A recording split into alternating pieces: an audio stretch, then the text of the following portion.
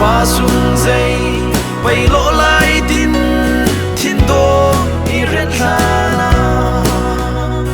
rong khori lấy kinh ô a theo chu e saram luan ral sang ku tua in ram cha a e mar bang in tir ro mang chang e vung ti na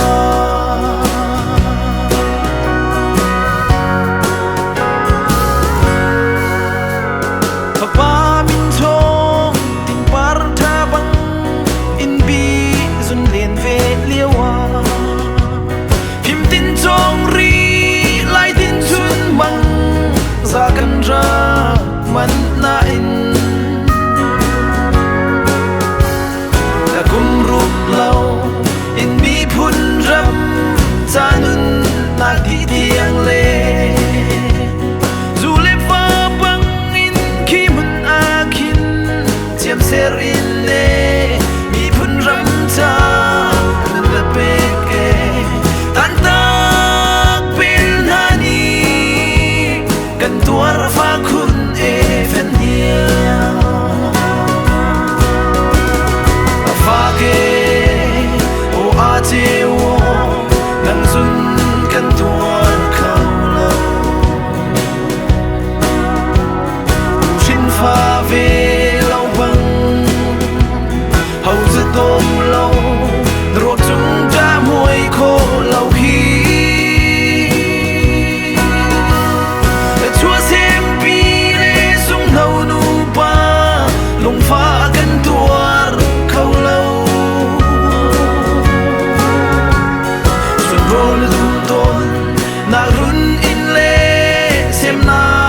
lang a hin nang mui an ka len ti lai lo dei lai khua chan ren phiek phai va king riang mang in an rak on zo na khin shin tu nu pa thar nau tam in zul chial mal in lung fa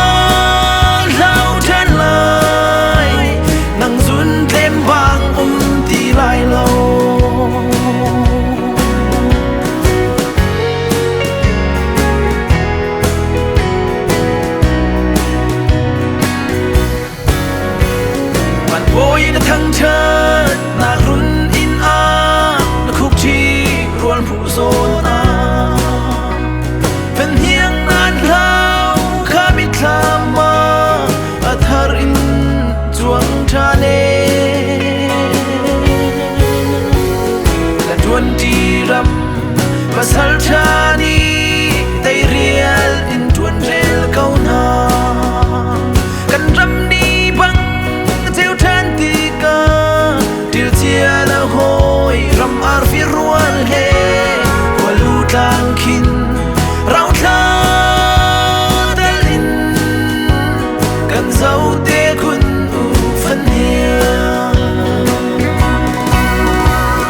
a fa ke a che wo nang zun kan tuan khau lo shin fa ve hậu giờ tôm lâu ruột chúng cả muối khô lâu hi là chúa xem đi lê xuống đầu nu pa lùng pha cân tual khâu lâu xuân rồi lưng tôn na run in lê xem na cút lang a hin nang mui an ka lên khua chan rel phiek phai